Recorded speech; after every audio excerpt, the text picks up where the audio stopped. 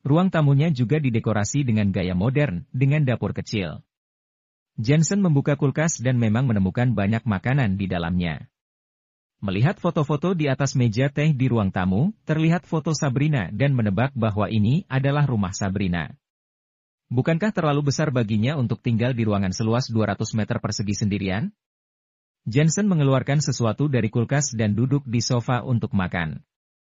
Harus dikatakan bahwa makanan itu dimasak oleh Sabrina sendiri. Rasanya sangat enak. Dia tidak bisa berhenti memikirkan mantan suami Sabrina. Dia menikahi wanita seperti itu.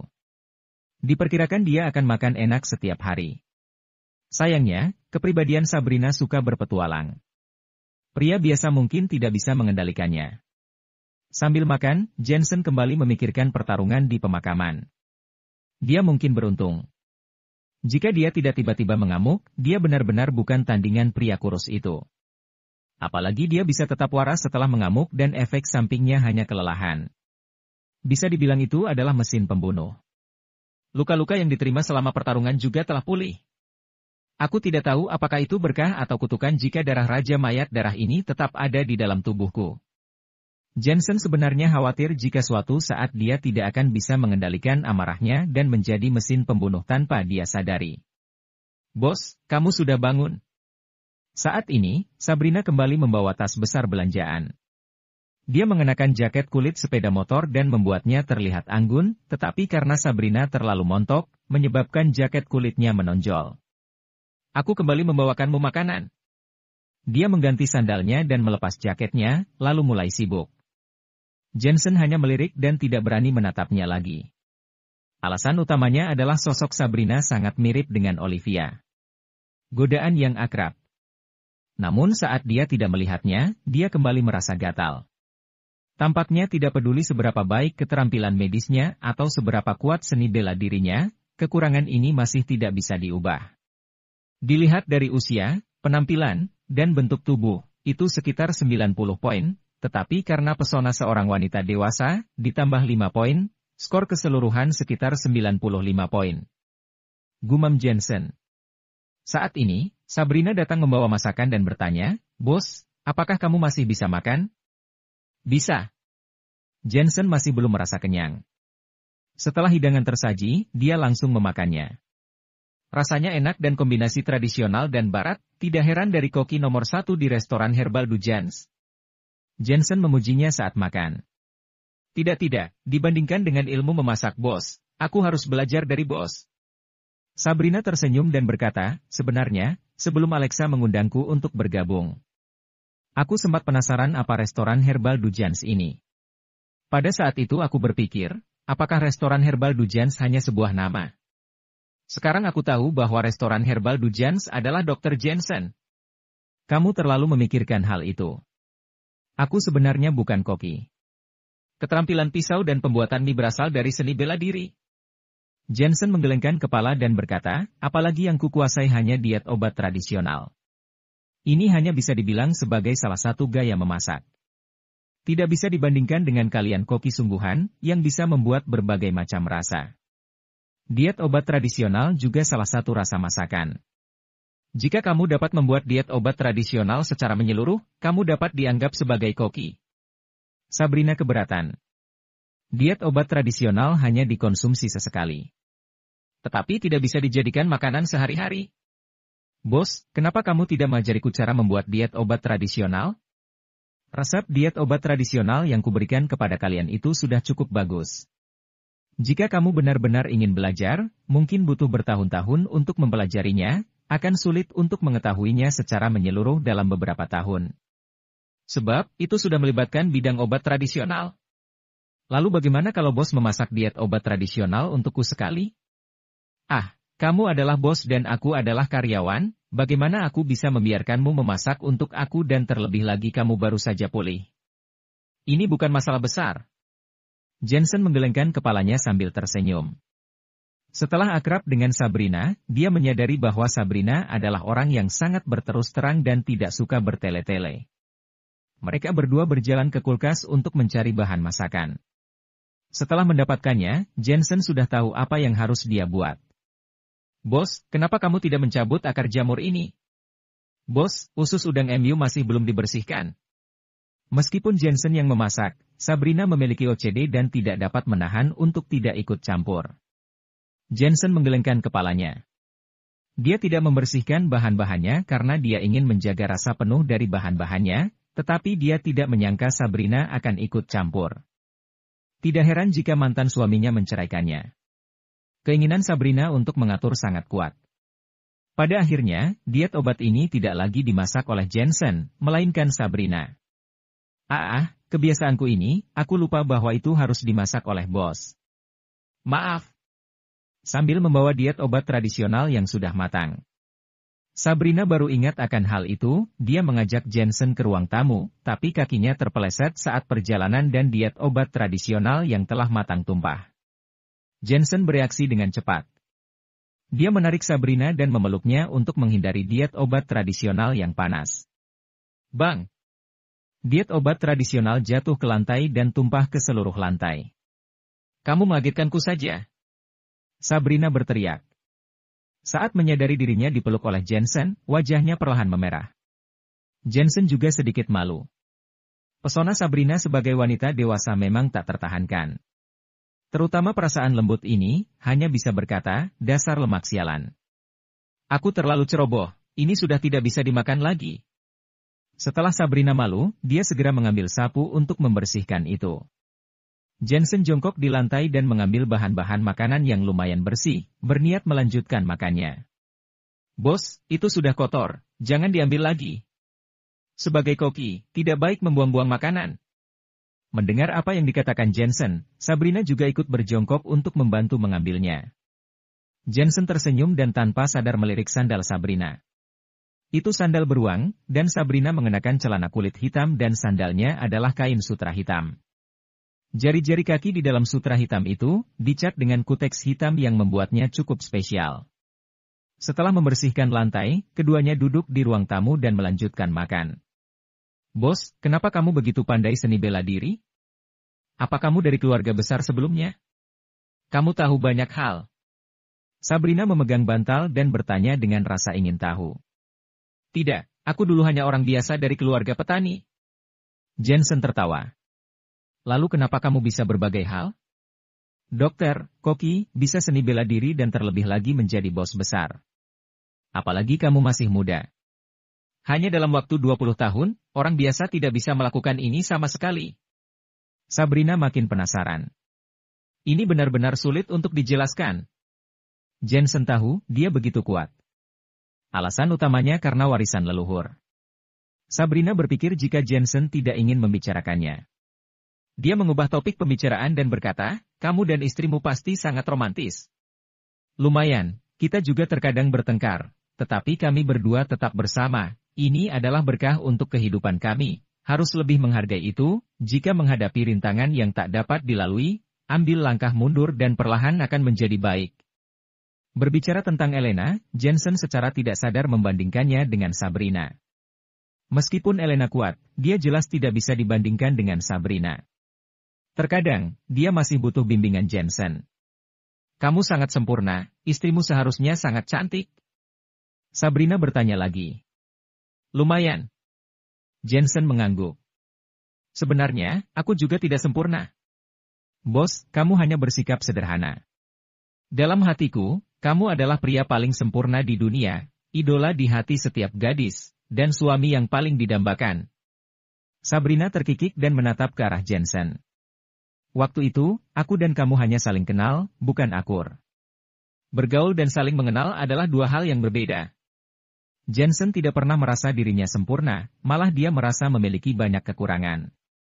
Sabrina tidak bisa menyangkalnya, tapi dia tidak mengatakan apa-apa. Lalu dia pergi menyiapkan pakaian ganti untuk Jensen. Sementara di sisi lain, keluarga Woodley. Brandon dan anggota keluarga Woodley lainnya duduk di sana, semuanya tampak pucat pasi. Aidan, sudah gila kamu, bisa-bisanya menggelapkan properti keluarga dan menjualnya. Bertaruh dengan Jensen sebanyak 30 miliar, sekarang tamat sudah, semuanya lenyap. Brandon berteriak mengutuk. Tidak dapat menyembunyikan fakta, bahwa properti keluarga Woodley yang diuangkan pun telah terungkap. Apalagi karena terburu-buru menguangkan banyak aset yang digadaikan ke bank dengan harga murah, yang akhirnya membuat benar-benar kehilangan 30 miliar yuan. Ayah, bagaimana aku tahu Michael akan kalah? Aidan juga sangat kesal. Kamu seharusnya tidak mengambil risiko seperti itu. Saat ini pihak bank datang menagih hutang, bahkan tidak ada gunanya lagi meski kakekmu yang maju. Keluarga Wody bangkrut sekarang. Brandon berdiri, tidak puas atas ekspektasi yang tidak sesuai harapannya. Sebenarnya, Brandon tidak sabar untuk melenyapkan Jensen, tetapi dia tahu bahwa berfokus pada situasi keseluruhan merupakan hal yang paling penting. Dia tidak bisa bertaruh dengan mengorbankan seluruh keluarga Wody. Apalagi, Brandon selalu mementingkan Aidan, bahkan dia tidak menyangka Aidan akan kehilangan akal sehat dan melakukan hal-hal bodoh seperti itu. Sekarang, mereka tidak punya pilihan selain menantikan atasan memberi bantuan. Saat ini, Veronica masuk. Dasar, kamu membantu orang luar tapi tidak dengan keluargamu sendiri. Sekarang keluarga Wody mendapat sial, apakah kamu sudah senang? Aidan mengutuk ketika dia melihat Veronica. Kak, keluarga Wody bisa berakhir seperti ini harusnya menyalahkanmu atau menyalahkanku? Veronica berkata dengan acuh tak acuh. Kamu tidak pantas memanggilku kakak. Aidan berteriak marah dan menceritakan bagaimana Veronica membantu Jensen. Benar saja, keluarga Wody yang lain memandang Veronica penuh kekesalan, seolah-olah Veronica terkesan membantu Jensen menipu properti keluarga Wody. Ayah, tidak perlu kasihan padanya. Pukul saja dia sampai mati. Melihat amarah semua orang, Aidan makin menjatuhkannya. Aidan, kamu masih tidak ada habisnya. Veronica pun berteriak, jika bukan karena aku, kamu pasti sudah dibunuh oleh Jensen. Jika bukan karena aku, Jensen pasti sudah menyerang keluarga Wody. Benar, aku memang membantu Jensen, tapi aku juga membantu keluarga Wody. Aku sudah mengingatkan kalian bahwa Jensen bukanlah seseorang yang bisa kalian usik, tapi kalian tidak percaya padaku. Sekarang, setelah kalah, kalian justru menyalahkanku? Mendengar kata-kata Veronica, semua orang di keluarga Wody terdiam. Meskipun Veronica memang membantu Jensen, tetapi kata-kata Veronica ada benarnya. Jika bukan karena Aidan, keluarga Wody dan Jensen akan terus berseteru satu sama lain. Menurutku apa yang dikatakan Veronica tidak salah, ujar paman yang lebih tua. Ya, jika bukan karena Veronica, Aidan pasti sudah dibunuh oleh Jensen. Jensen ini memiliki kemampuan seni bela diri yang hebat, bahkan sekte Bangau Putih saja takut padanya. Dia benar-benar bukan sesuatu yang bisa kita usik. Bahkan jika keluarga Wody mengusiknya, maka dua harimau akan bertarung dan salah satunya pasti ada yang terluka. Kenapa harus repot-repot? Kalau saja tahu soal ini lebih dulu, kami tidak akan mencari masalah dengan Jensen. Makin banyak orang yang angkat bicara dan mendukung. Jensen adalah musuh besar keluarga Wody. Dia bahkan telah memukuli ayahku. Dengan kalian membantunya bicara, apakah kalian masih bagian dari keluarga Wody? Aidan marah besar. Aidan, ayahmu dipukuli karena ulahmu sendiri. Kamu gagal mendapatkan Elena sehingga membuatmu menggila. Bahkan meski dirimu sendiri yang menggila, tetapi masih saja menyeret keluarga Wody, kata Paman Seraya berdiri dengan marah. Sebenarnya, jika asal-usul Jensen biasa saja, tidak masalah jika keluarga Wody ambil tindakan untuknya, tapi kemampuan Jensen terlalu hebat. Kalau tidak ingin diusik, maka harus menghindarinya. Paman, aku. Aidan tidak menyangka keluarga Wody tidak hanya enggan membantunya, tetapi juga mengeluh tentang dirinya. Sudahlah, hal-hal yang tidak terjadi tetap akan terjadi. Mulai sekarang, keluarga Wody tidak boleh berurusan dengan Jensen lagi. Tegas Brandon saat ini. Meskipun dirinya sangat membenci Jensen, tetapi berfokus pada situasi keseluruhan tetaplah yang terpenting. Lagi pula, jika terus-menerus berseteru dengan Jensen, seluruh anggota keluarga Wody mungkin tidak akan setuju. Selain itu, dia belum tentu akan lolos dari pertarungan tersebut. Ayo semuanya, bubar. Setelah mengatakan itu, Brandon meninggalkan ruang tamu, tetapi sebelum pergi, dia melirik Veronica tanpa mengatakan apa-apa. Para tetua keluarga Wody pun juga pergi. Sebelum beranjak, mereka menatap Aidan dengan kesal. Kak, lepaskan saja jika harus dilepaskan. Kamu tidak akan bisa melawan Jensen. Setelah Veronica mengucapkan kalimat ini pada Aidan, dia bergegas pergi. Aidan ditinggalkan seorang diri di ruang tamu. Dia duduk di kursi roda tampak putus asa, frustrasi, dan bahkan terlihat ketakutan di wajahnya. Setelah begitu banyak hal, semangat juangnya juga telah berhasil dipoles. Tetapi dirinya benar-benar tidak akan mampu melawan Jensen. Saat ini, sebuah panggilan telepon masuk, yang merupakan panggilan dari Cyril. Aidan, apa kamu akan menyerah begitu saja? Cyril merupakan anggota sekte teratai putih dari 5 sekte menengah. Kakinya dipatahkan oleh Jensen saat mereka berselisih. Mau bagaimana lagi? Keluarga Woodley bisa jatuh kapan saja. Jika tidak mampu melindungi diri sendiri, bagaimana mungkin bisa bertarung? Aidan menghela napas. Masalahmu telah tersebar di dunia Jianghu. Membiarkan wanitamu direbut seperti ini? Maka martabatmu juga hilang. Cyril tidak ingin Aidan menyerah. Apa gunanya martabat? Keluarga Woodley bahkan tidak mendukungku lagi. Apa yang bisa aku lakukan? Kamu boleh merasa marah karena tidak mampu melawannya. Setelah itu, pikirkan cara untuk membunuh kerabat dan teman Jensen. Selama tidak ada bukti, Jensen tidak akan berani menyentuhmu. Cyril menyarankan, sejujurnya, Jensen mematahkan kakiku di depan Master Dunia Jianghu, yang membuatku masih tidak bisa menerima hal ini. Pokoknya, dia harus lenyap selama aku masih hidup. Aku juga tidak bisa menerimanya. Aidan berkata dengan dingin. Kamu harus mempertimbangkan usulanku. Cyril melanjutkan, jika ada kesempatan, kita harus bekerja sama. Selama kita datang secara tidak terang-terangan dan menyerangnya dari belakang, maka tidak peduli seberapa hebat kemampuan Jensen, itu semua tidak akan berguna. Harus dikatakan bahwa usulan dari Cyril berhasil membangkitkan semangat Aidan kembali. Ya, sebelumnya dia datang secara terang-terangan, tentu saja dia kalah. Apabila menyerang dari belakang, meskipun Jensen sudah menebak, apakah mungkin masih berani menyentuhnya tanpa bukti? Berpikir seperti ini, tatapan dingin di matanya menjadi makin dingin lagi. Pada saat ini, Brandon sedang berbincang dengan seseorang di telepon, yakni Guru Michael, Madison. Dia ingin mencari tahu apanya yang menakutkan dari Jensen. Master Madison, ini masalah Jensen. Jangan sebut soal Jensen kepadaku. Aku telah mendengar rumor dari Michael soal putramu yang dilumpuhkan oleh Jensen. Melihat kondisi setengah lumpuh seperti itu, aku tidak tahu apakah itu bisa disembuhkan. Cepat atau lambat, aku akan menyelesaikan masalah ini dengan keluarga Woodley. Brandon gemetar dalam hatinya dan berkata sambil tersenyum, Master Madison, inilah alasan mengapa penyelidikan Aidan tidak efektif. Keluarga kami akan sepenuhnya memberikan kompensasi untuk masalah Michael. Berhubung kita berdua sama-sama dari sekte Bangau Putih, kuharap kali ini kau mau mengampuni kami. Jika bukan karena keluarga Woodley yang juga banyak mengeluarkan darah, aku harus meminta kalian kompensasi. Madison tidak berniat lari dari tanggung jawab, bagaimanapun juga, keluarga Woodley merupakan pihaknya sendiri. Penyelidikan putramu memang tidak efektif, aku sudah memeriksanya. Jensen merupakan master yang sangat kuat. Dia berhasil menemukan pembunuh kakek Miller seorang diri, membunuh para tetua pemimpin sekte Akademi 13, menindas 5 sekte menengah serta membuat sekte Kunlun menyegel gunung, serta mengalahkan muridku dengan mudah. Bagaimana bisa kamu membuat masalah dengan orang semacam itu? Di samping itu, aku tidak berani menyentuhnya dengan seenaknya, karena ada keluarga Yuan di belakangnya. Setiap kali Madison mengucapkan kata demi kata, hati Brandon seperti disambar petir.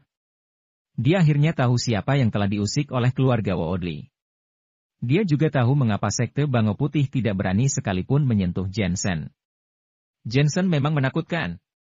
Terutama, adanya keluarga Yuan di belakang Jensen, telah menghalangi seluruh niat balas dendam keluarga Woodley. Kuingatkan satu hal, suruh putramu berhenti mengusik Jensen. Dia tidak akan mampu mengalahkannya. Jangan khawatir tentang itu. Aidan tidak akan berani macam-macam, tapi bagaimana jika Jensen yang justru bertindak pada keluarga Woodley? Brandon berkata dengan sedikit ketakutan. Sekte Bangau Putih tidak akan membiarkan hal ini terjadi. Jika Jensen berani bertindak bodoh, sekte Bangau Putih pasti langsung turun tangan, kata Madison dengan penuh keyakinan. Saat ini mereka dan Jensen saling berseteru satu sama lain. Jika mereka tidak mengusik Jensen, maka Jensen pasti tidak akan berani menyentuh keluarga Woodley. Konflik sebelumnya dikarenakan keluarga Woodley telah bertindak lebih dulu, sementara sekte Bangau Putih belum sempat maju untuk membantu. Brandon buru-buru mengucapkan terima kasih. Usai menutup telepon, dahinya sudah dipenuhi dengan keringat dingin. Dia tidak akan pernah tahu jika tidak bertanya. Setelah menanyakan hal itu, dirinya benar-benar terkejut. Di sisi lain, Sabrina sedang mengantar Jensen ke pesawat. Koki Sabrina, aku tidak tahu harus mengatakannya atau tidak. Sebelum hendak menaiki pesawat, Jensen menatap Sabrina sambil tersenyum. Ah, bos, katakan saja.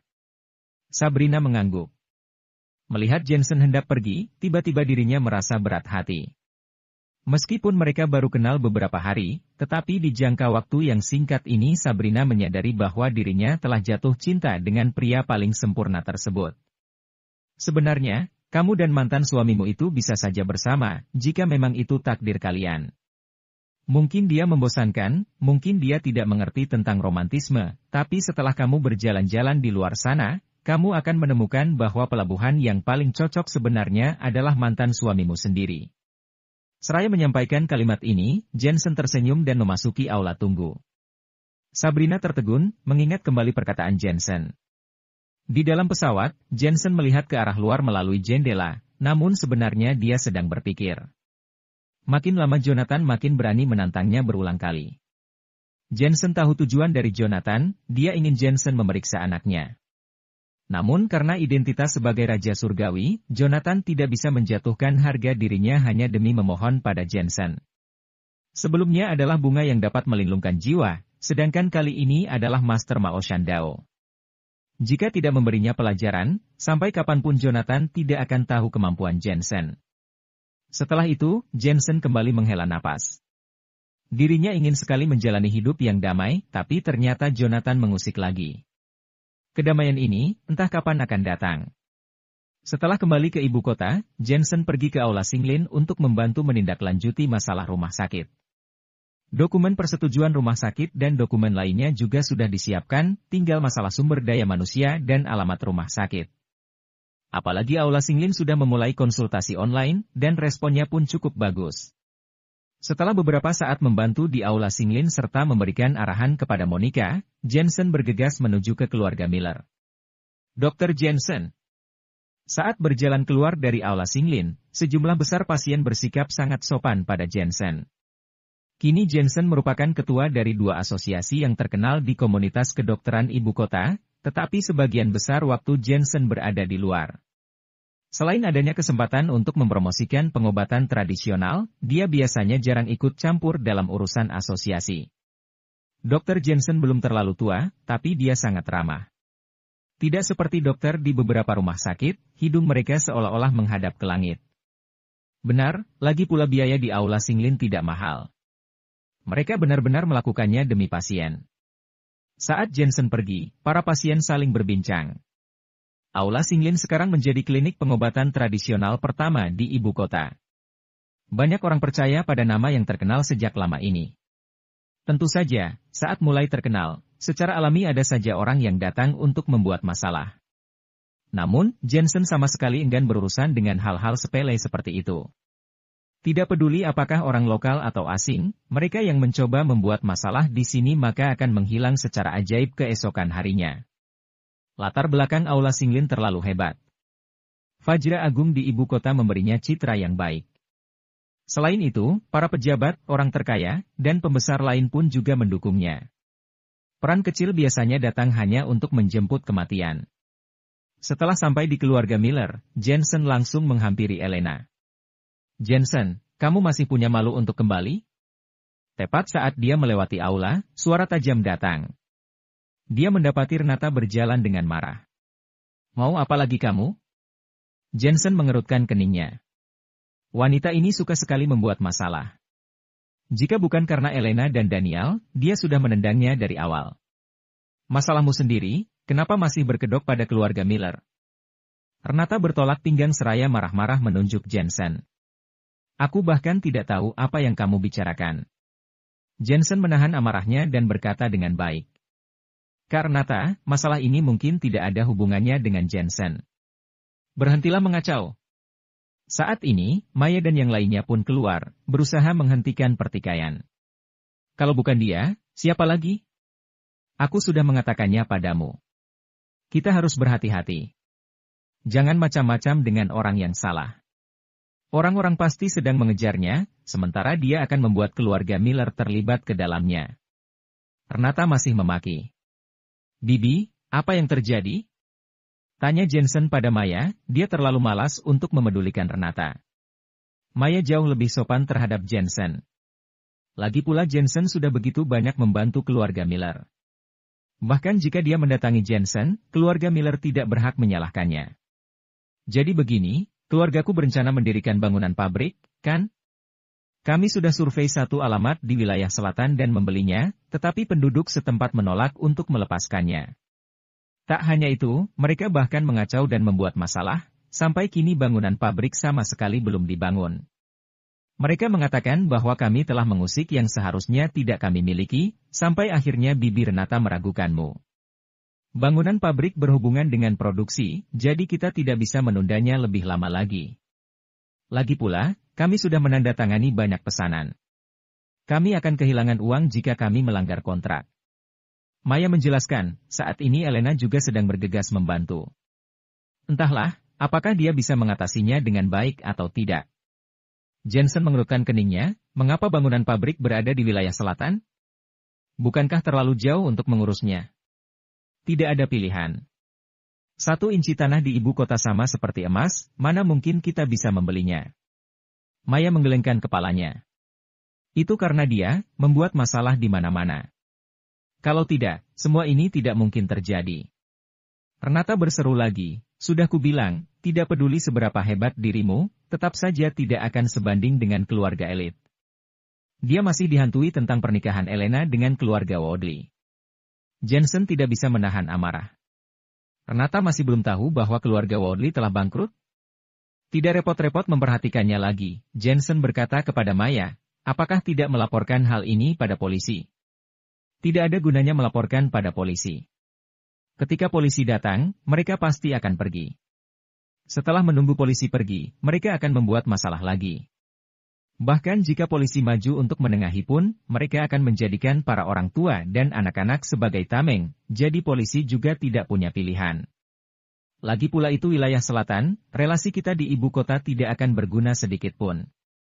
Maya menghela napas, Jensen, aku khawatir aku harus merepotkanmu lagi karena masalah ini. Jensen mengangguk tak berdaya. Dia baru saja kembali, tapi sekarang dia harus terbang lagi. Untungnya, istrinya juga ada di sana. Setidaknya itu tidak akan membosankan. Apanya yang merepotkan dia? Dari awal memang dia yang menyebabkan masalah. Renata menunjuk Jensen sembari berkata, Jensen, biar ku beritahu, kamu yang menyebabkan masalah. Jadi kamu harus menanggung akibatnya. Siapkan 1 miliar untukku. Jika produksi gagal mengejar jadwal, kamu akan bertanggung jawab atas kerugian kami. Renata, jaga bicaramu. Maya langsung tidak senang. Apakah sulit mengatakan bahwa dia sebenarnya datang untuk mencari Jensen? Maya, dia sangat kaya. Tidak terlalu berlebihan baginya untuk mengambil 1 miliar saja. Sindir Renata sambil melengkungkan bibirnya.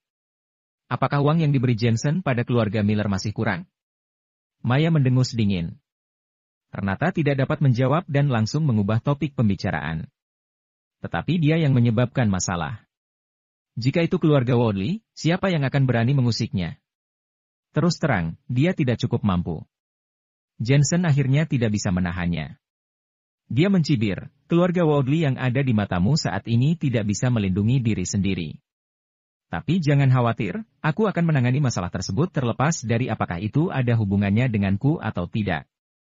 Setelah kata-kata itu jatuh, dia berpaling dan pergi. Cuy, keluarga Woodley adalah keluarga elit, sudah jelas bisa melindungi diri mereka sendiri. Kamu memang memiliki kemampuan yang cukup baik, tetapi jangan pernah meremehkan para keluarga elit. Melihat penjelasan Jensen, Renata terlalu malas untuk memaki. Dia berbalik dan berjalan menuju kamar. Pada saat ini, Jensen berbalik secara tiba-tiba, menghampiri Renata dari belakang dan menendangnya keluar. Dia benar-benar menendang Renata seperti anjing yang sedang makan kotoran. Setelah puas, dia melangkah pergi. Melihat wanita berlidah panjang ini sangat tidak menyenangkan, selain menabur perselisihan, dia tidak punya keahlian lain. Jensen, beraninya memukulku. Aku adalah ibu mertua MU. Kamu bahkan berani bertindak pada orang yang lebih tua, dasar tidak punya aturan. Maya, dan kalian yang melihat hal ini harus mendukungku. Renata terhuyung-huyung dan gigi depannya hampir copot. Dia berdiri sambil mengutuk. Maya, aku melihat video siput laut bumbu merah di TikTok, ayo kita coba buat. Oke, aku ngiler saat menonton videonya. Maya dan yang lainnya berjalan di depan Renata seolah-olah mereka tidak melihatnya. Renata langsung membeku di tempat dan berkata dengan marah, Jensen, itu wilayah selatan, bukan ibu kota. Pasti akan percuma kalau kamu ke sana. Di samping itu, Jensen meminta Panah untuk membeli tiket pesawat dan langsung pergi ke wilayah selatan. Dia tertekan dalam diam. Seandainya tahu lebih dulu sebelum menelepon Elena, maka dia tidak perlu lagi bolak-balik ke sana. Pembangunan pabrik tersebut tepat di daerah pedesaan, karena tanah di sini murah dan transportasinya relatif nyaman. Kakak ipar. Ketika naik taksi, sebuah truk kontainer lewat. Kepala Ricky menjulur keluar dan melambaikan tangan dengan gembira. Haha, ternyata benar-benar kamu. Kenapa bisa ada di sini? Setelah Ricky mengenali Jensen, dia segera memberhentikan truk kontainer tersebut. Jensen juga meminta taksi untuk berhenti. Setelah memberikan uang, dia naik ke dalam truk kontainer. Truk kontainer ini memuat banyak pipa baja, semen dan barang-barang lainnya yang diangkut menuju bangunan pabrik. Kakak ipar, kenapa kamu di sini? Ricky bertanya dengan gembira. Ada masalah dengan kalian di sini, jadi ibumu memintaku untuk datang. Jensen berkata dengan santai, kakakmu juga ada di sini, kan? Apa masalahnya belum beres? Ah, sulit sekali. Penduduk setempat menindas karena kami berasal dari tempat lain. Jika beberapa desa bergabung, maka kita sama sekali tidak bisa melawan mereka. Ricky menghela napas dan berkata, bangunan pabrik belum dibangun, tetapi sudah menggunakan biaya hampir 1 juta. Itu pun semua digunakan hanya untuk mengurus hal-hal ini. Saat dia berbicara, truk kontainer berhenti dan melihat seorang paman merokok duduk di tengah jalan dengan wajah sombong. Lihat, dia datang lagi. Setiap kali aku lewat, aku harus memberi uang. Jika tidak membayar 3.000 yuan, maka tidak boleh jalan. Ricky berkata dengan murung, orang tua itu berasal dari desa terdekat. Dia berdiri di sana setiap hari dan tidak ada yang berani menabraknya, selain memberinya uang. Jika lapor polisi, saat polisi datang, dia pasti melarikan diri. Besoknya dia kembali dengan biaya yang akan berlipat ganda. Polisi tidak bisa menemani kita setiap hari. Pada akhirnya, mau tidak mau tetap harus membayar. Banyak hal yang akan sulit ditangani jika bukan penduduk setempat. Andai berada di ibu kota, mungkin tidak akan ada masalah seperti itu sama sekali. Hanya dengan menyapa ke semua sisi, orang-orang akan otomatis memberikan lampu hijau sepanjang jalan. Wajah Jensen berubah dingin. Dia paling kesal dengan orang seperti ini yang mengandalkan sebuah identitas dan mengambil kesempatan untuk menipu uang. Dia hanya menggertakmu tanpa berani bertindak. Truk kontainer pun berhenti. Saat Ricky mengambil tas kulitnya untuk menyerahkan uang, dia justru mengeluarkan cerutunya. Paman, ayo, merokok bersama. Jangan khawatir. Jensen pun mengikuti.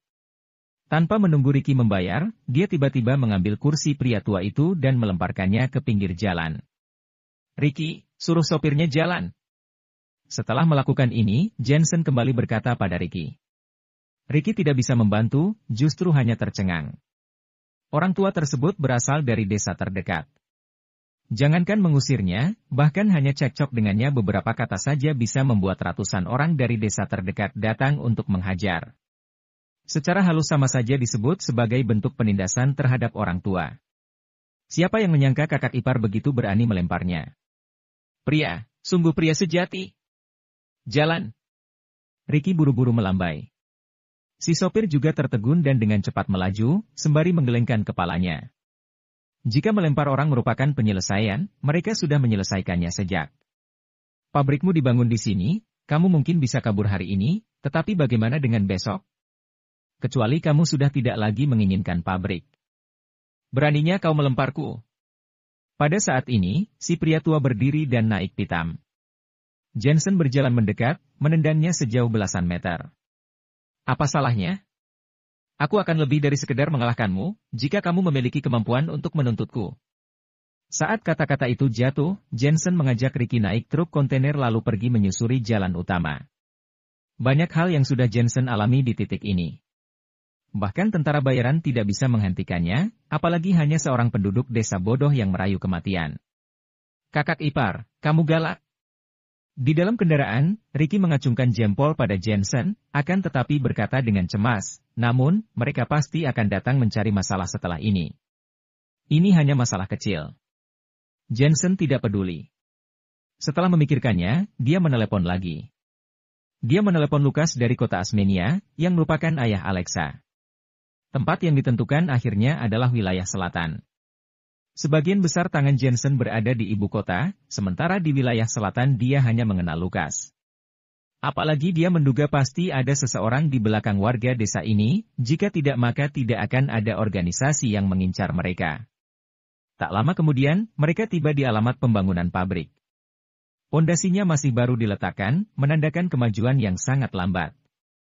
Rowan, Elena dan yang lainnya mengenakan helm pengaman dan mengarahkan para pekerja untuk melakukan berbagai hal. Setelah truk kontainer berhenti, Elena dan yang lainnya menoleh dengan sangat terkejut. Elena berlari ke arahnya dengan gembira, "Jensen, mengapa kamu di sini?" "Bibi bilang ada masalah di sini, jadi aku datang untuk melihatnya." Jensen tertawa. "Untungnya, sejauh ini telah diselesaikan, tetapi orang-orang ini datang untuk mencari masalah sesekali. Terus terang, mereka menginginkan uang." Elena mengerutkan kening dan berkata, "Penduduk setempat ini sulit diatur. Aku mengundang pasukan polisi khusus, tapi tetap saja tidak berguna. Faktanya, pasukan polisi khusus tidak jauh beda seperti polisi biasa. Hanya bisa menakut-nakuti mereka selama 1 hari, dan keesokan harinya tetap datang lagi. Apalagi adanya orang tua dan anak-anak, tidak mungkin bertindak tegas. Mau tidak mau, hanya bisa mengeluarkan uang untuk menghilangkan bencana. Hal yang paling keji adalah bahwa sekali diberikan, akan datang kedua kalinya, sehingga membuat mereka mudah ditindas." Meskipun Elena adalah raja prajurit, dia tetaplah seorang wanita. Dia tidak tahu bagaimana menangani masalah ini, sehingga dia hanya bisa memberikan uang. Ini adalah. Saat ini, seorang pemuda berjas biru dengan punggung besar berjalan mendekat. "Tuan Muda Adrian, ini kakak iparku, Jensen." Ricky memperkenalkan, kemudian menatap Jensen, "Kakak ipar, Tuan Muda Adrian ini merupakan penduduk setempat. Konflik yang kami alami dengan penduduk setempat semuanya ditengahi olehnya. Dia adalah teman baikku di wilayah selatan ini." "Suami Kak Elena?" Pemuda yang dipanggil Tuan Muda Adrian ini sedikit mengerutkan kening. Elena adalah wanita yang nyaris sempurna dengan nilai 99 poin. Pria mana saja sudah pasti akan tertarik padanya. Adrian dari Jiangnan pun tertarik pada Elena pada pandangan pertama setelah diundang oleh Ricky untuk membantu di sana. Apalagi yang dia inginkan terjadi? Awalnya berjalan dengan baik, namun saat suaminya datang secara tiba-tiba, matilah. "Halo, namaku Adrian dari Jiangnan." Tuan Muda Adrian cukup sopan di depannya. "Jensen." Jensen berkata dengan acuh tak acuh. Tuan Muda Adrian diam-diam merasa kesal. Melihat Jensen yang biasa saja, bagaimana bisa dia menikahi wanita cantik seperti Elena? Apalagi, meski keluarga Miller bangkrut, mereka tetaplah keluarga elit bagi orang biasa. Bagaimana bisa mereka memilih orang biasa ini untuk dijadikan menantu? Sepertinya memang dia mengandalkan seorang wanita untuk bertahan hidup. "Saat kalian datang ke sini tadi, apakah tidak terjadi apa-apa?" Tuan Muda Adrian melanjutkan, "Kemajuan bangunan pabrik sudah makin cepat. Penduduk desa harus berusaha sebaik mungkin untuk tidak membuat konflik. Ketika bangunan pabrik selesai didirikan, masalah ini juga akan selesai." Mendengar hal itu, Jensen menggelengkan kepalanya. Penduduk desa ini sudah kecanduan memalak uang. Bagaimana mereka bisa pergi? Di masa depan, itu sama halnya dengan meminta uang secara berkala. Bahkan, hal semacam ini paling baik diselesaikan pada satu waktu untuk menghindari masalah di kemudian hari. "Kakak iparku menyingkirkan pria tua yang menghalangi jalan barusan," kata Ricky. "Menyingkirkan? Kalian tidak membayar?" Wajah Tuan Muda Adrian berubah. "Kakak iparku yang menyingkirkannya. Bagaimanapun dengan adanya dia di sini, dia pasti bisa menyelesaikannya. Ricky menatap Jensen seraya menjelaskan. Ekspresi Elena juga berubah.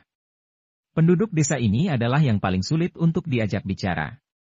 Bagaimana mungkin Jensen bisa terpikirkan untuk melakukannya? Kamu masih terlalu muda.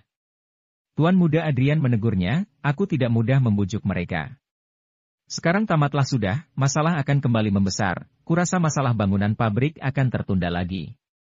Kenapa kamu tidak bertanya padaku dulu? Sebelum melakukannya? Melihatnya bertingkah seperti ini, seolah bangunan pabrik itu milik keluarganya. Dia bahkan lebih cemas dari siapapun. Ini hanya masalah sepele, apa yang perlu dikhawatirkan, ucap Jensen samar. Masalah sepele? Tuan Muda Adrian mondar-mandir, kamu hanya melihatnya sebagai orang tua, sehingga menganggap itu masalah sepele. Biar ku beritahu, jika membuat masalah dengan mereka, ratusan orang akan datang dalam sekejap. Beberapa desa pun akan dikerahkan. Melihat bagaimana tindakanmu barusan, kurasa kamu akan kehilangan lebih banyak uang. Tepat ketika dia berbicara, sejumlah besar orang datang dari kejauhan, baik memegang cangkul maupun pipa besi, mereka tampak garang dan ganas. Ada banyak orang tua di antara mereka. Lihatlah, mereka menunggumu bertindak, jelas untuk meminta lebih banyak uang.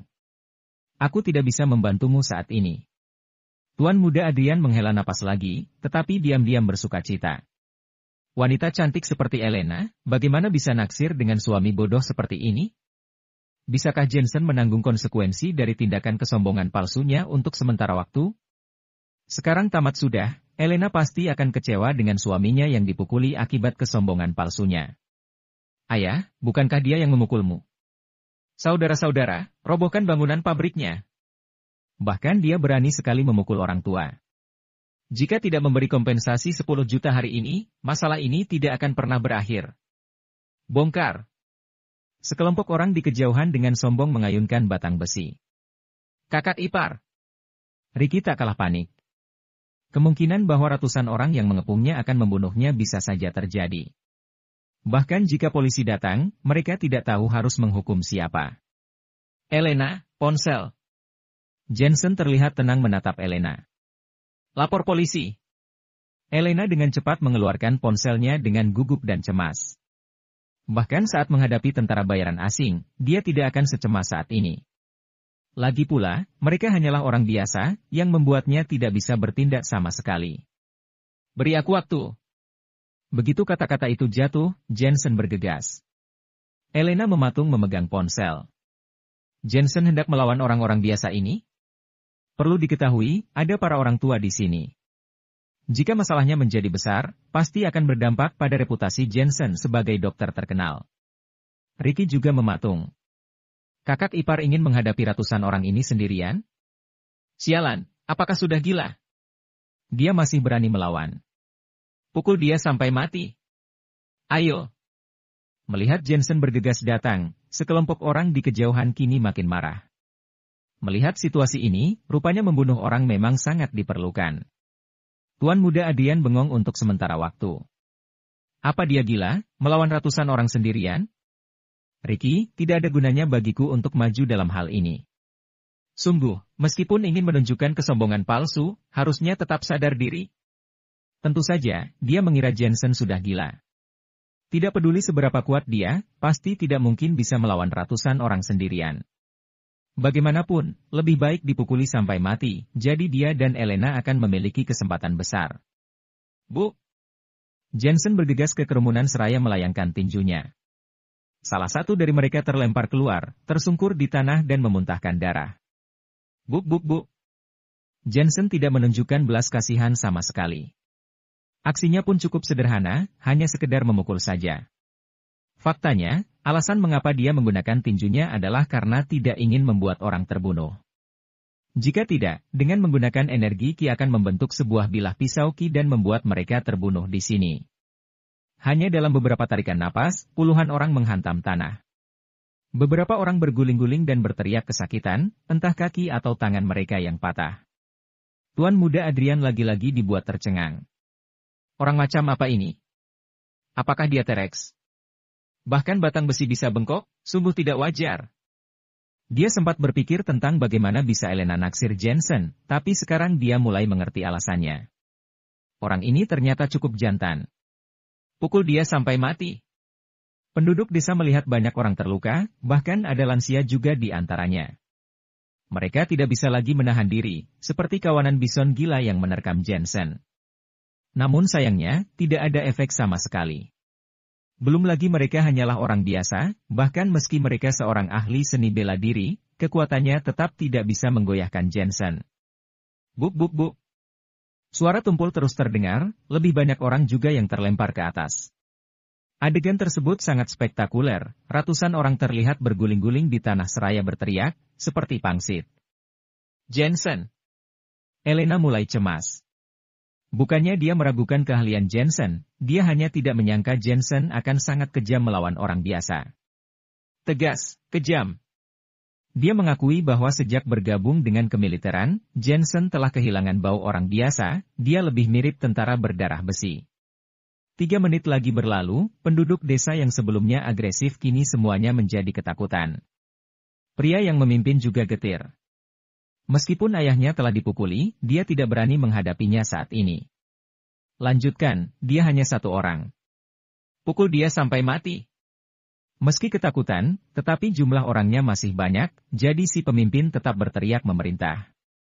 Namun, penduduk desa tidak berani melanjutkan, mereka bahkan melangkahkan kaki untuk mundur. Apa yang kalian takutkan? Dia sudah menghajar begitu banyak orang. Jika lapor polisi pun, pasti dia yang akan mendekam di penjara. Si pemimpin kembali berteriak.